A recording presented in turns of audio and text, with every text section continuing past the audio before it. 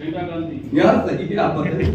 खाली कुछ नहीं है, हमारे सीएम को भी 2-3 बार दावत ना दिए, तो जब हम बोल दिए साहब ये बिरयानी महबूब आलम है, पकाता बहुत अच्छा है, बोर्ची की तरह खिलाता है, मगर बबूर का माल खा जाता है, इसके पास खाना जायज नहीं है, इसलिए सीएम साहब थोड़ा दूर कर दिए।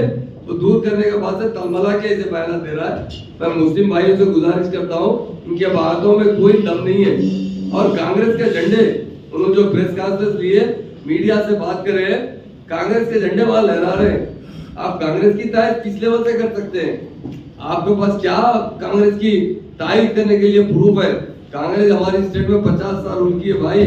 50 साल के बाद स्टेट का जो अचर था, आज जो अचर है, 9 साल के बाद 10 टाइम चेंज हो चुका है। आज हमारी स्टेट इंडिया में हर चीज से पीने का पानी देखिए आप, घर तक पहुंचाने वाला लीडर केसीआर साहब है। टैप के जरिए पहले देखिए नलगुंडे के अंदर महबूब नगर में प्रोसेस का वाटर मिलता था, उसकी वजह से फील पंप की बीमारी होती थी प्रोसेस वाटर से। तो आज हमारे पास नंबर 1 पानी सप्लाई करने वाले लीडर तो केसीआर साहब है। हर चीज में मदद करें। टाइम बहुत कम मिला है, 9 साल 4 महीने मिले और आगे टाइम मिलेगा, बहुत अच्छे काम करेंगे। राशन का 1-2 बात बता देता हूँ। सीएम साहब जो बोले ना, अभी आप देखेंगे अगले 5 साल में सारे तेलंगाना में जिस तरह सीएम साहब ने किसानों के लिए रैतु बंधु रैतु बीमा स्कीम लाए ना, 1 करोड़ 40 लाख किसान है, बाकी सारे आवाम के लिए 5 करोड़ का इंश्योरेंस कराने वाले, 5 करोड़ किसी भी कुदरती तरीके से किसी की मौत होगी ना, तो ऑटोमेटिक उसे 5 लाख रुपए उसके घर में भिजाने वाला लीडर केसीआर साहब। यकीनन राशन जो है बारीक चावल देने वाले, पहले मुसलमानों को सभी भाइयों को 4 किलो के हिसाब से राशन देते थे अब्दुल्ला भाई, सिर्फ 4 आदमी को देते थे, मियां बीवी 2 बच्चे। सरकारी दवाखाने में गए तो जो भी डिलीवरी के लिए जाते थे ना, क्या करते थे?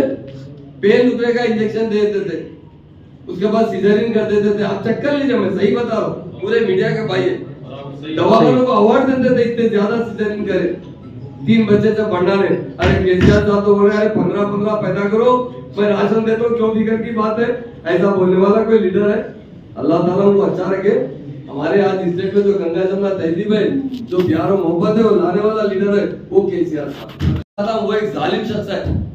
अभी कुछ देर पहले उसका भाई आया था महमूद आलम, बता रहा था कि साहब हमारा भाई तो हमारे प्रॉपर्टियां बेच के खा गया है, हम पे जुल्म कर रहा है, वो उसका जाती मामला है, जो भी है कर ले तू, हमसे कोई वास्ता नहीं। मगर हमारे सीएम साहब के ऊपर एलिगेशन लगा रहा, हमारे सीएम साहब को कहता है कि धोखेबाज है। अरे कहां धोखा दिए महबूब आलम? बताओ, तुम गरीब मुसलमानों के लिए काम करने वाला कोई है तो केसीआर साहब है। आज शादी मुबारक स्कीम में कांग्रेस ने 10 साल में 2004 से 14 तक 2 करोड़ 18 लाख रुपए खर्चा किया है। नेट पे आप चेक कर सकते हैं मीडिया के भाई, कितना? 2 करोड़ 18 लाख। और सीएम साहब ने कितना किया? वही वो 10 साल में दिए। अब 9 साल 4 महीने के अंदर 2300 करोड़ देने वाला कोई लीडर तो केसीआर है। अब आप जाते नेट पे चेक कर सकते, हम कोई गलत बात तो नहीं कर सकते आपके सामने। ऐसे आदमी को जो गरीब मुसलमानों के जो औरतें हैं, उनकी बीवियों के, जिस लड़कियों की शादी उनके माँ के अकाउंट में इतने पैसे जमा करने वाला कोई लीडर हिंदुस्तान में है तो बता दीजिए भैया। उसी तरह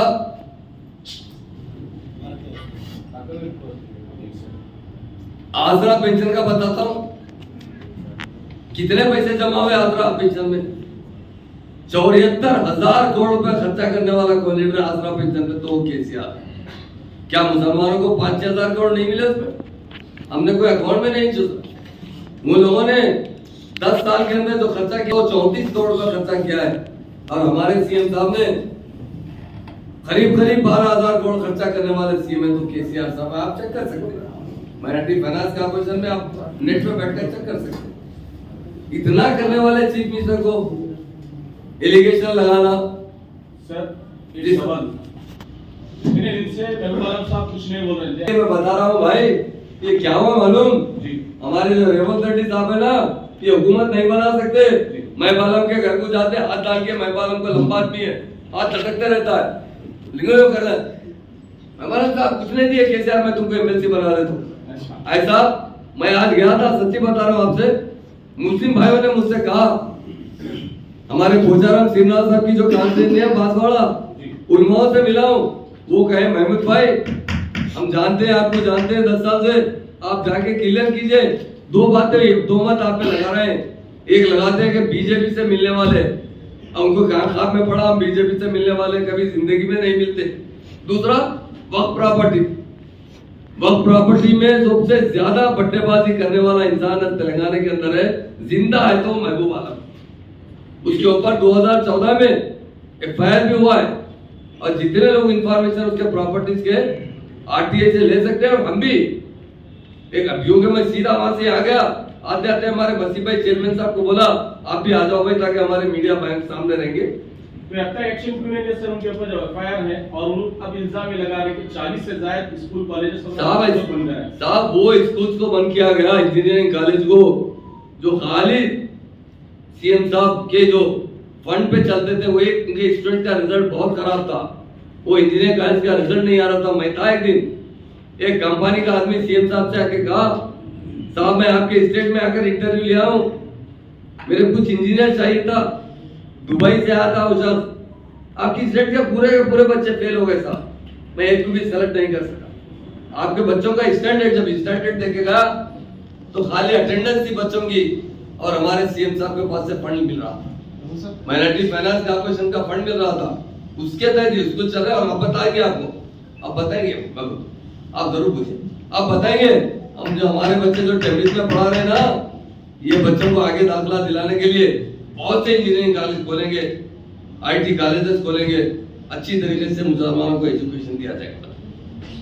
अब जैसा अभी आप महबूब आलम साहब के बारे में बोले कि उनके ऊपर जो वक्फ प्रॉपर्टीज की वो है, और बहुत सारे मीडिया में न्यूज़ भी आए थे कि मुमताज कॉलेज में उनका कब्जा है वहाँ, दोबारा आपकी हुकूमत आएगी तो आपकी हुकूमत क्या एक्शन, सिर्फ ये इलेक्शन की हद तक नहीं इसका कुछ साहब आप वेट, डेफिनेटली मैं बता रहा हूँ, 25 तारीख को पेपर आपको पूरे प्रूफ दूंगा, कितने केसेस है मसीबा आपको बता, कितने केसेस मेहमान साहब एक सवाल उठाया जी, आले इंक्वायरी को भी लेकर बड़ा देखिए साहब लैंड ऑर्डर एक बहुत बड़ी चीज है। हमारे CM साहब मक्खी को भी नहीं मार सकते, मक्खी को भी नहीं मारते, कैसे आप जानते हैं दुबले पतले CM साहब का क्यों देते? लैंड ऑर्डर का जो मसला था, लैंड ऑर्डर में दोनों रहते हैं, स्टेट गवर्नमेंट की पुलिस भी रहती है, सेंट्रल फोर्स भी रहती है।